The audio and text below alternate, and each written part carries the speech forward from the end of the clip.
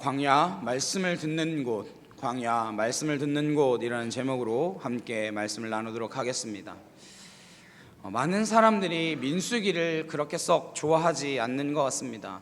왜 좋아하지 않을까 생각해 보니까 선입견 때문에 그랬습니다. 민수기가 영어로 넘버스잖아요. 그렇지 않아도 수학을 싫어하는데 교회까지 와가지고 수를 배워야 되느냐, 이렇게 생각하는 분들이 많이 있는 것 같습니다. 전 민수기를 민수기라고 번역하지 않았으면 사람들이 훨씬 더 많이 읽었을 것이다, 이런 생각을 갖습니다. 민수기의 히브리 성경의 이름은 뭐냐면요, 베미드라브입니다. 직역하면 광야에서라고 하는 뜻입니다. 그래서 이것을 번역을 민수기라고 하지 않고 광야기다 그랬으면 훨씬 더 많은 사람들이 읽지 않았을까, 그렇게 생각합니다. 왜냐하면 우리는 광야라고 하는 말을 좋아합니다. 광야 그러면 자기가 속한 인생의 내용이다라고 느끼게 되는 경우가 많이 있는 것 같습니다. 우리 맨날 광야 같은 삶을 살아가잖아요. 옛날에 광야에서라고 하는 노래도 있었고, 오늘 또 함께 부르셨던 찬양 가운데에 광야를 지나며 이란 찬양도 있었습니다. 그래서 민수기를 광야기 이렇게 번역했으면 훨씬 좋았을 것 같다, 이런 생각을 합니다. 그게 히브리어 원어에 더 가깝습니다. 어쨌든 민수기는 광야의 스토리입니다. 내 인생이 광야 같다라고 느껴질 때 민수기를 보셔야 합니다. 숫자의 이야기가 아니라 더 중요한 것은 광야의 스토리이기 때문에 그렇습니다. 이 광야의 스토리가 우리에게 주는 메시지가 무엇인가, 오늘 세 가지로 함께 살펴보려고 합니다. 첫 번째로, 광야는 하나님의 음성을 듣는 곳입니다. 1절 말씀 보시면, 이스라엘 자손이 애굽 땅에서 나온 후 둘째 달 첫째 날에 여호와께서 시내 광야 해막에서 모세에게 말씀하여 이르시되. 시내 광야라고 했습니다. 광야는 어떠한 곳입니까?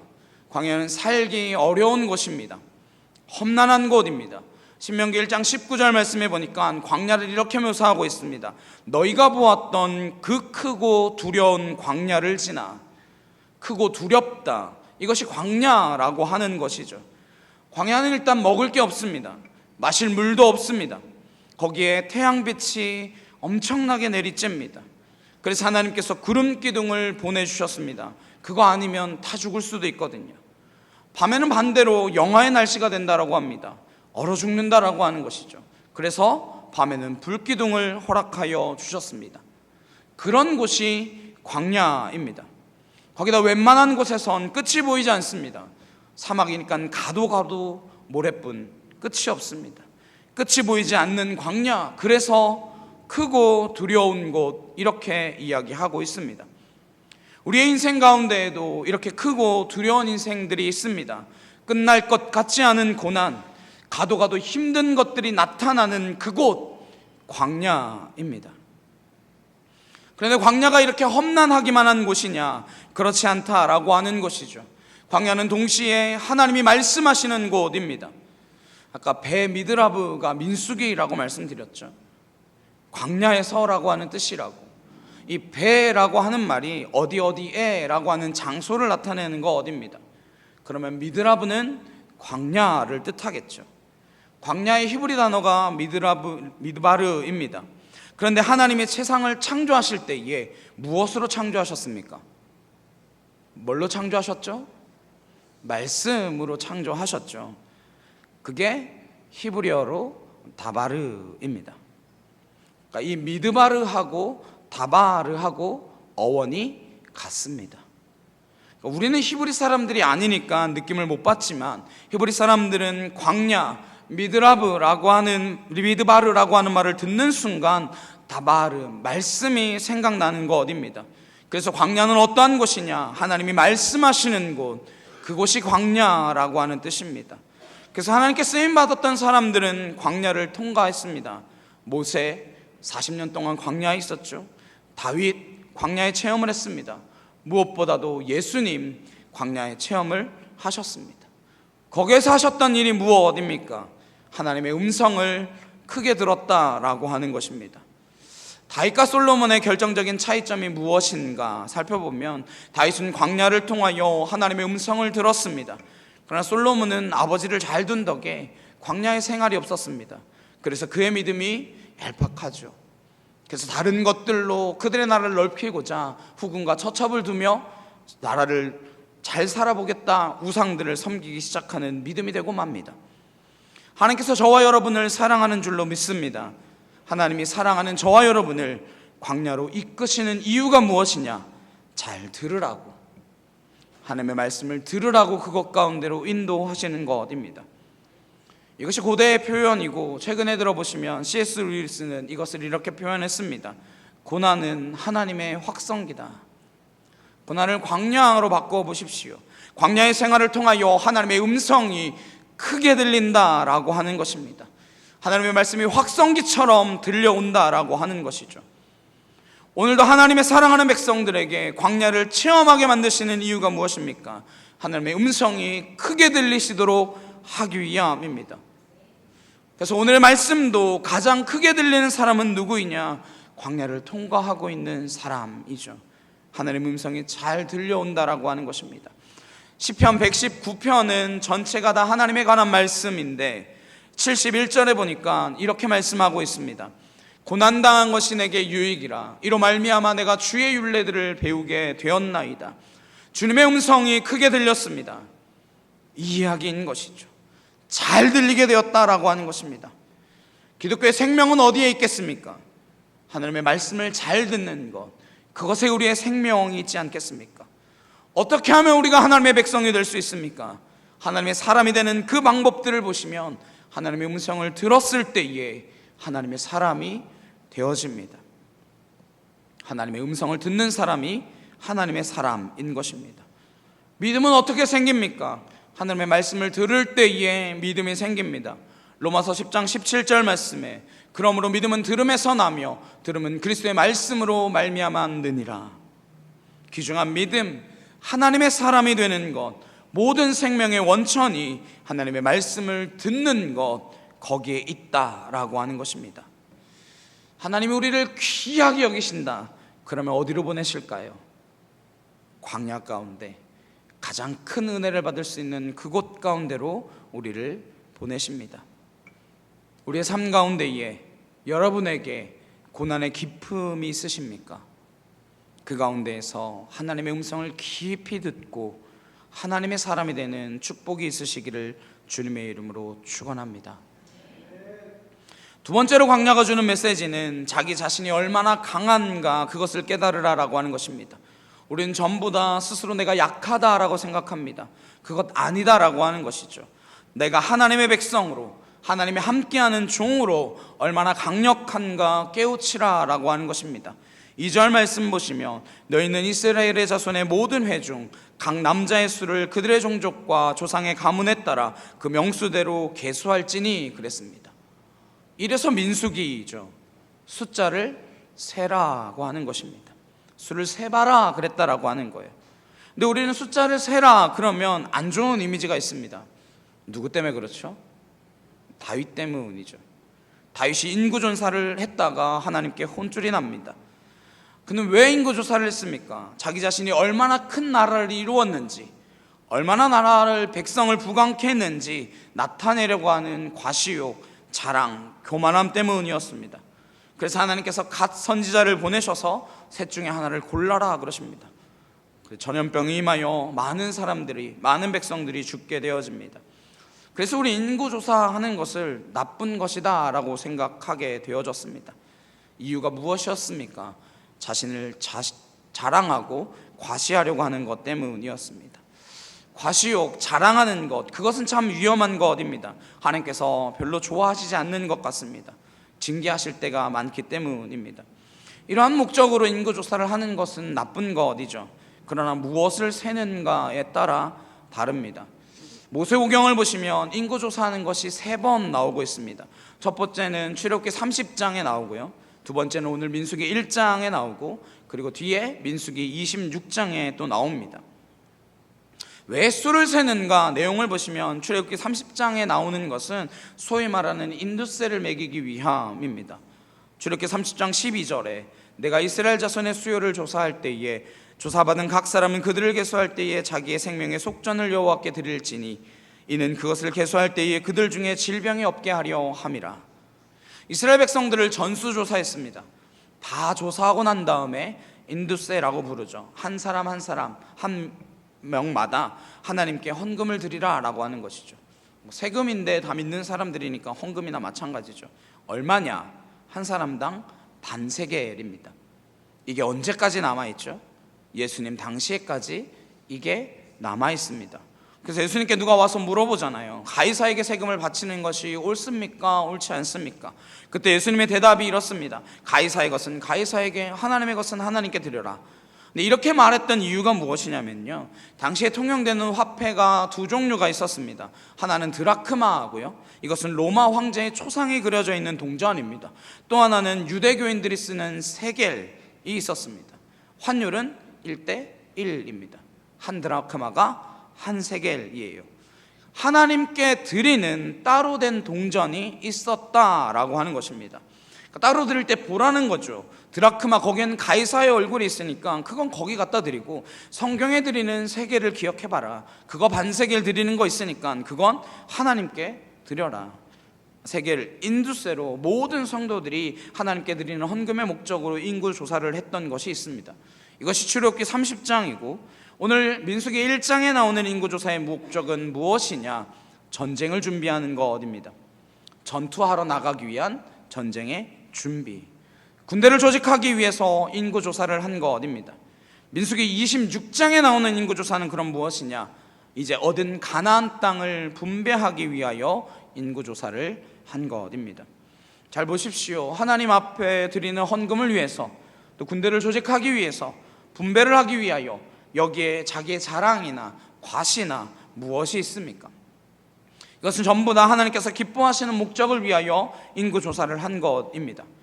그러므로 우리가 어떠한 행위를 했냐 안 했냐, 인구조사를 했냐 안 했냐, 그것보다 더 중요한 것은 무엇이냐? 그 동기가 뭐냐라고 하는 것입니다.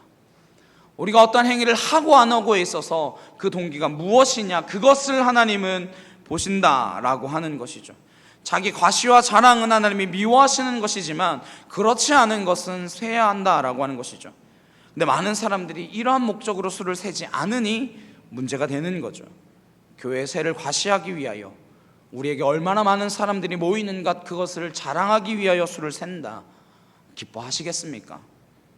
너희 교회 몇 명이나 모여, 이걸 좋아하시겠어요? 하지만 그것이 아니라 예수님도 잃어버린 한 마리 양에 대한 이야기를 하십니다. 근데 그 한 마리 양을 잃어버렸는지 어떻게 아시겠습니까?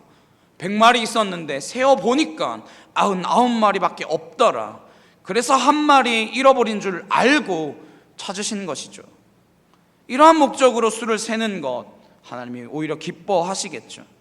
우리의 양이 어디 갔나 수를 세워야죠. 그것을 알아야 목자 아니겠습니까? 그것도 모른다 그러면 사꾼이지 어떻게 목자가 될 수 있겠습니까? 수도 세어야 하는데 무엇을 세느냐가 중요하다라고 하는 것입니다. 세고 난 다음의 결과가 어땠습니까? 1장 46절에 보니까 계수된 자의 총계는, 이게 아라비아 숫자로 되어 있으면 기억하기가 훨씬 더 쉬우실 텐데 60350입니다. 60만 3,550명. 뭐 외우실 필요는 당연히 없겠지만 알아두셔서 나쁠 건 없겠죠. 이게 무슨 의미일까요? 60만 3,550명. 원래 애굽으로 내려갔던 야곱의 가족은 몇 명이었습니까? 70명이었습니다. 70명이 들어갔는데 나올 때는 몇 명이라는 거예요?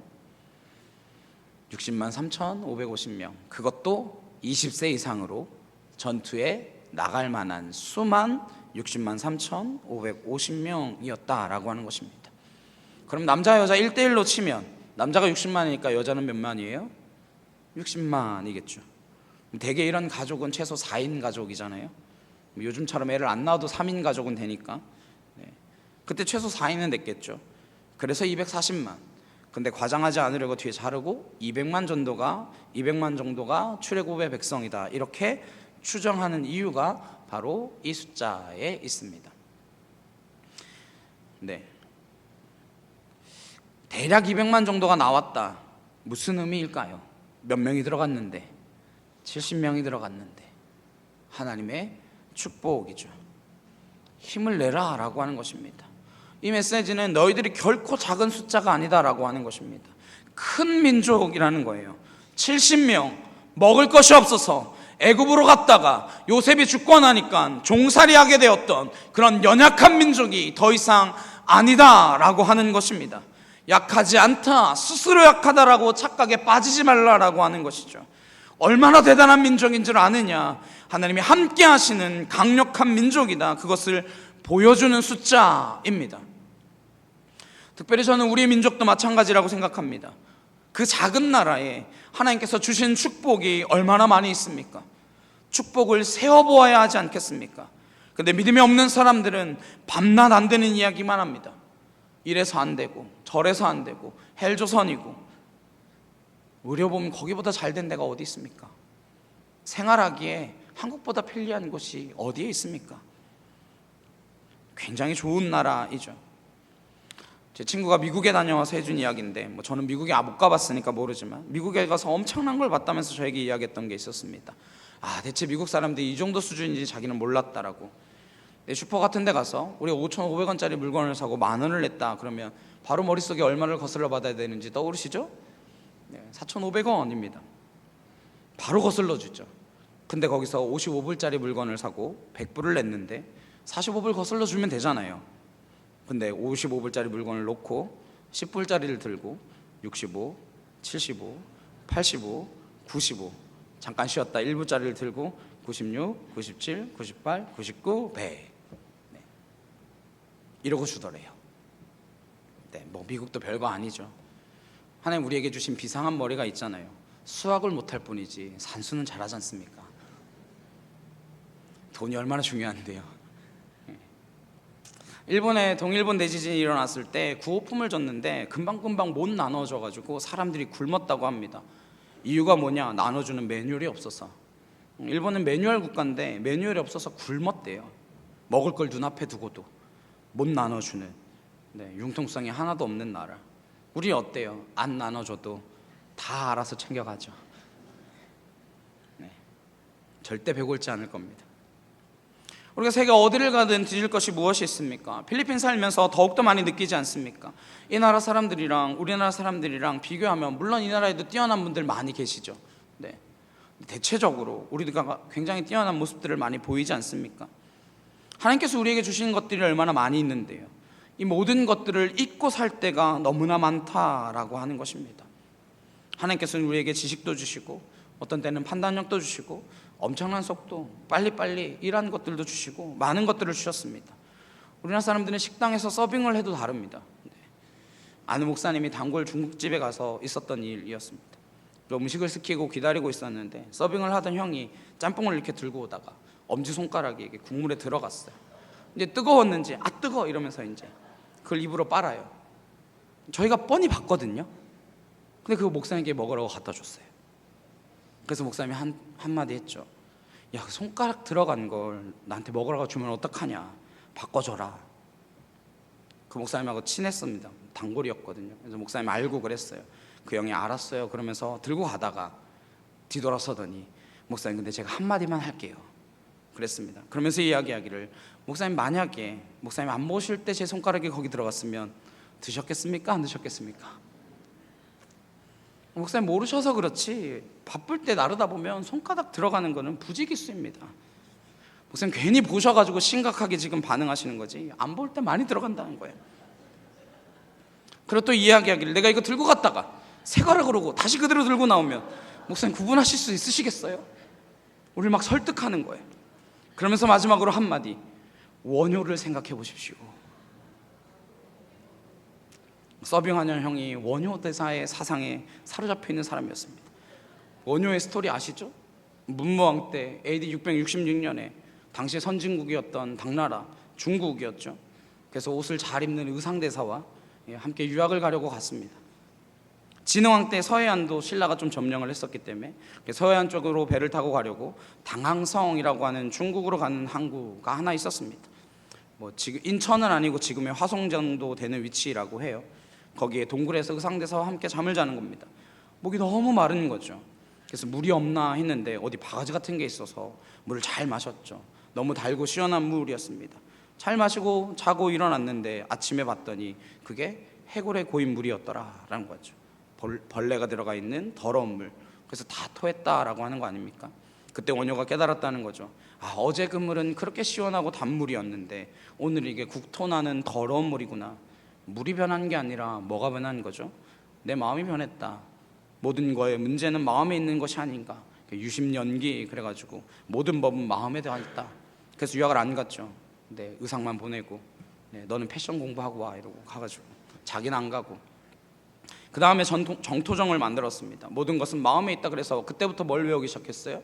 나무아미탑을 외우기 시작했습니다. 그거 외우면 내 마음이 변한다고. 나무아미탑을 관세음보살 하는 거 그거 가르치고 다니고 난 다음에 이 스님이 결혼됐습니다. 그래서 설총을 나와가지고 설총에 뭐 이두문자 만들고 그랬죠. 친구네 교회에 그 후손이 있었어요. 원효대사의 후손이 예수를 믿는 놀라운 역사가 일어난 것이죠. 그때 목사님이 그 형한테 그래 다시 갖고 와 이래가지고 먹었어요. 원효대사를 생각하며 마음이 중요하지. 결국 그 집 망했어요. 없어졌습니다. 잘 보십시오. 서빙하는 형만 해도 철학적인 깊이가 있고 해석의 깊이가 있잖아요. 우리 인터넷 댓글들 보십시오. 얼마나 창의적이며 얼마나 해학적인지 알 수가 없습니다. 그런 민족에게 하나님이 주신 것이 왜 없습니까? 수많은 것들을 주셨죠. 어마어마하게 많이 주셨죠. 우리에게 굉장히 많은 것들을 주셨습니다. 선교 100년 역사에 이렇게 열심히 믿고 열심히 기도하고 선교하는 민족이 어디에 있습니까? 누가복음 10장 19절에 보니까 내가 너희에게 뱀과 전갈을 밟으며 원수의 모든 능력을 제할 권능을 주었으니 너를 해칠 자가 결코 없으리라. 힘이 있죠. 기도하고 간구하면 하나님께서 우리에게 능력 주시고 힘을 주십니다. 빌립보서 4장 13절에 내게 능력 주시는 자 안에서 내가 모든 것을 할 수 있느니라. 물론 이 능력은 우리가 생각하는 그 능력은 아닙니다. 무슨 능력이라고 말씀드렸습니까? 어떠한 고난을 당하더라도 견뎌낼 수 있는 능력이라고 말씀드렸습니다. 우리가 흔히 이야기하는 I can do everything이 아닙니다.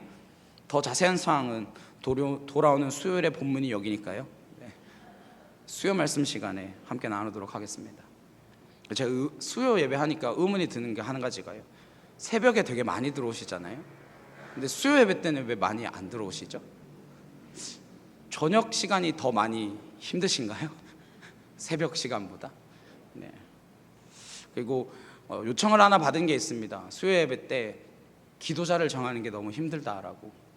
분명히 수요 예배는 집사님, 권사님, 장로님이 돌아가면서 기도를 하고 주일 예배는 권사님, 장로님만 기도를 하는데 주일 예배 임사자를 정하는 건 하나도 어렵지 않은데 수요 예배 임사자는 너무너무 힘들다라고 하는 거예요. 예배를 한 달에 한 번 아니면 1년에 한 번이라도 기도하러 수요 예배에 직분자분들은 참석해 주시기를 부탁드리겠습니다. 기도하는 그날만 참석하셔도 괜찮습니다. 뭐 1년 12달 다 참석하라고 말씀드리는 거 아니고요. 함께 참석하셔서 예배를 사모하는 그런 우리 되기를 간절히 소망합니다. 적어도 직분을 받으셨으니까요. 그러니까요. 아무튼 다시 말씀으로 돌아가서 우리는 미운 오리 새끼가 아니라 백조와 같은 존재라고 하는 것입니다. 우리에게 발이 있습니다. 걸을 수 있고요. 발톱이 있습니다. 매달릴 수 있고요. 또 무엇을 보아야 합니까? 하나님의 날개를 볼 수 있어야 합니다. 우리는 하나님으로 말미암아 날 수 있는 존재이다. 우리가 건강하고 믿음이 있고 하나님 우리에게 주신 각양의 은사가 있고 부딪히면 일당백으로 싸울 수 있습니다. 다 이길 수 있는데 이스라엘 백성들은 광야에서 자기들이 작은 줄 알았습니다. 그래서 우리는 그들에 비하면 메뚜기와 같다. 그런 존재들이 되고 말았습니다. 아무것도 아닌 줄 알았습니다. 아니죠. 오히려 가나안에 있는 왕들이 이스라엘 백성들을 두려워 떨었다라고 말씀합니다. 이스라엘 백성들이 두려워 마음이 녹았다라고 말씀하고 있습니다. 근데 이스라엘 백성들은 그것을 놓치고 있습니다. 밤낮 이래서 어렵고 이래서 힘들고 한탄만 하고 있습니다. 저와 여러분 어떠신가요? 우리가 얼마나 강력한 존재인가 깨닫고 나아갈 수 있기를 간절히 소망합니다. 여호수아 10장 8절 말씀 함께 보시겠습니다. 함께 읽겠습니다. 시작. 그들을 두려워하지 말라. 내가 그들을 내 손에 넘겨주었으니 그들 중에서 한 사람도 너를 당할 자 없으리라 하신지라. 하나님께서 여러분과 함께 하심을 믿으십니까? 민수기의 메시지입니다. 우리는 결코 작지 않다라고 하는 것입니다. 하나님이 함께하는 우리는 무적이며 강력한 종으로 쓰임받는 믿음의 종이 되시길 간절히 주님의 이름으로 축원합니다. 광야의 세 번째 메시지는 무엇인가 하면 레위인은 빼라라고 하는 것입니다. 이렇게 해석할 수 있습니다. 하나님이 건드리지 말라라고 하는 것은 건드리지 말아라. 본문 49절 보시면 너희 레위 지파만은 계수하지 말며 그들을 이스라엘 자손 계수 중에 넣지 말고 그랬습니다. 지금 뭐 하기 위해서 수 세는 거예요? 전투하기 위하여, 전쟁하기 위하여 수를 세는 것입니다. 근데 군대를 조직하는데 레위인은 빼라는 거예요. 왜? 그들은 예배 드리는데 사용해야 하기 때문에. 한 사람이라도 더 싸워야 이길 수 있는 거 아닙니까? 전쟁은. 근데 레위인은 빼라는 거예요. 더 적은 인원으로 싸우라는 것입니다. 이해가 안 되죠. 그런데 잘 보시면 하나님은 항상 우리에게 어떠한 제한 구역을 두십니다. 다 해도 되는데 이것만 하지 마라. 제한을 주십니다. 그것을 통하여 하나님을 기억하게 만드시는 것입니다. 대표적인 것이 창세기의 선악과 이야기이죠. 동산에 있는 모든 나무의 열매는 먹어라. 딱 하나만 제한하십니다. 그러나 선악을 알게 하는 그 나무의 열매는 먹지 말아라. 제한을 통하여 알 수 있는 것이 무엇입니까? 하나님께 순종하는가 그렇지 않은가 알 수 있는 것이죠. 또 무엇이 있습니까? 모든 재물은 너희에게 맡긴다. 그런데 11조만은 10분의 1만큼은 손대지 말아라. 다 하나님의 것입니다. 근데 내가 마음대로 할 수 있는 권한을 주셨습니다. 근데 10%는 손대지 마. 예를 들어서 제가 어떤 청년에게 100만 원을 줬어요. 90만 원은 너 알아서 쓰고 10만 원은 손대지 마. 손 안 대야죠. 손 안 대는 게 뭐예요? 그게 내 게 아니라 저분의 것이다 라고 하는 것을 인정한 것이죠. 근데 그거 다 써버리면 뭐예요? 아, 줬으면 그만이지 뭘 쓰라 말아야. 난 이미 다 줬는데 내 맘대로 하는 거지.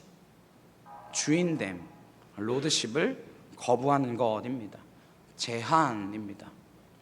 종종 11조 그거는 구약에서나 하라고 하는 거지 이제는 안 해도 되지 않습니까?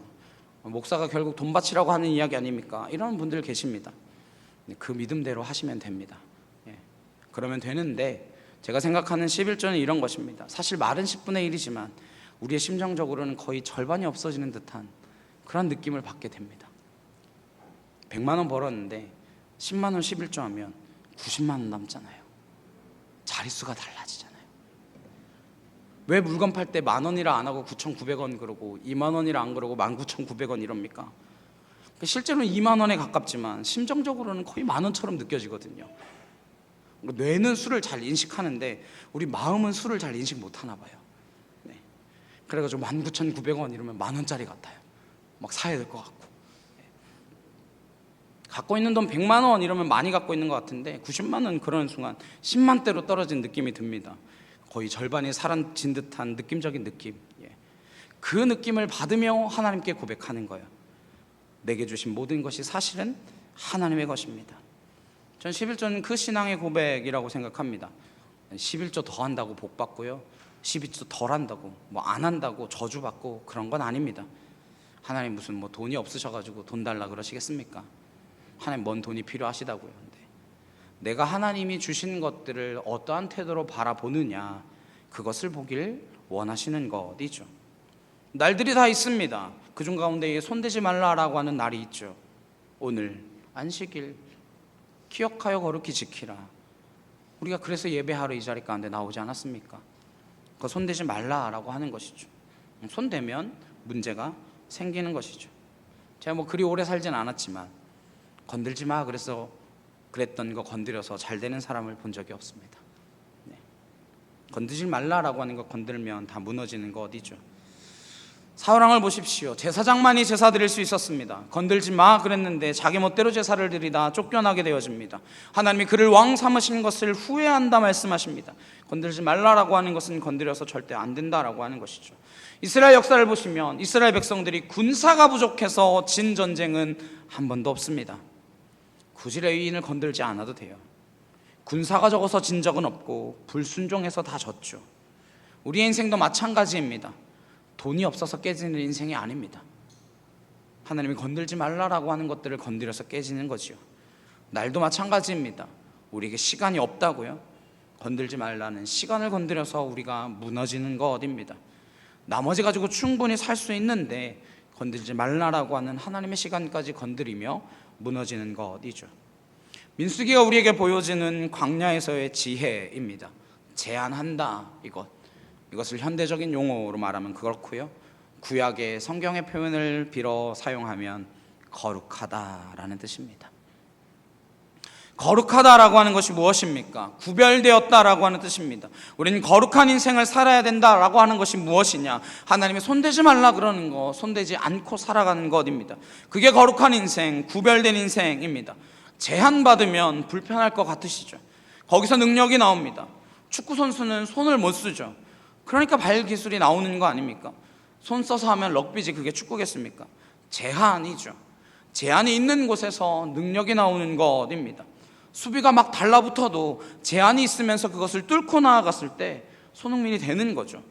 아무도 막지 않을 때 혼자 차면 그게 뭡니까? 동네 축구지. 제한이 있다라고 하는 것이 오히려 우리로 하여금 능력 있는 삶, 힘 있는 삶을 만들 수 있다라고 하는 것입니다. 그래서 우리는 거룩하게 살 수 있습니다. 왜요? 하나님이 도와주시기 때문에. 거룩이 능력입니다. 이것이 신학적 표현이고 제한됨을 받아들이는 것이 능력입니다. 건드리지 말라라고 하신 것, 건드리지 않고 살아가는 것, 그걸 성경에서는 거룩의 능력이다 이렇게 표현하는 것입니다. 상식적으로는 레위인까지 포함시켜서 더 많은 인원이 싸워야 할 것 같은데, 그래야 승리할 수 있을 것 같은데 구별해놓고 건들지 말라, 그것 안 건드릴 때에 더 큰 능력이 임했다라고 하는 것입니다. 일본이 조선 최강국일 때의 이야기입니다. 지금은 한국이 조선의 최강국이고 패권이 점점 중국으로 넘어갈 것이다 걱정했는데 다행히도 그런 일은 오지 않았습니다. 우리 전에는 일본이 제일 컸다라고 해요. 오나시스라고 하는 선박왕 이야기를 들어보셨습니까? 케네디 부인이었던 제클린하고도 결혼했고 그랬던 사람이 있습니다. 일본의 하리마 조선이라고 지금은 없어진 조선소인데 마토라고 하는 사장이 오나시스를 찾아갔다라고 합니다. 배를 수주하기 위해서. 이분들이 만들었던 배는 대형 탱크로리 배, 큰 배였다고 해요. 그 배 만드는 회사인데 만나려고 했더니 잘 안 만나주더라고 하는 것이죠. 하도 만나자고 이야기하니까 에게해 요트 위에 있으니 글로 오라 이랬대요. 그래서 이 마토 사장이 오나시스가 있는 그곳으로 갔다고 합니다. 그 요트의 이름이 크리스티나였는데 3,000톤급 요트였다고 합니다. 길이가 90m 정도 되는, 굉장히 큰 요트입니다. 거기서 놀고 먹는 거예요. 갔더니 거만하게 오나시스가 그러더라는 거죠. 당신이 하도 악착같이 쫓아다녀서 내가 만나는 준다고. 근데 이 요트 좀 낡았으니까 이런 거 하나 만들어 달라고 그러더라는 거죠. 이 마토 사장이 이런 지하에 거절했다고 합니다. 우리 회사는 돈 많은 사람들이 노는 요트나 만드는 회사가 아닙니다. 사양하고 갔다는 거죠. 그랬더니 그때 정신이 번쩍 들었는지 무언가 다르군 이러면서 대형 유저선 6만 톤급, 3,000톤급의 20배죠. 6만 톤급의 배 10척을 수주했다라고 합니다. 200배 더 큰 거죠. 잘 보십시오. 마토 사장 같은 사람이 하는 일이 무엇입니까? 아무거나 있으면 받겠습니다 하는 것이 아니라 제한을 두는 것입니다. 우리 회사는 부자들 만드는 요트나 만드는 회사가 아닙니다.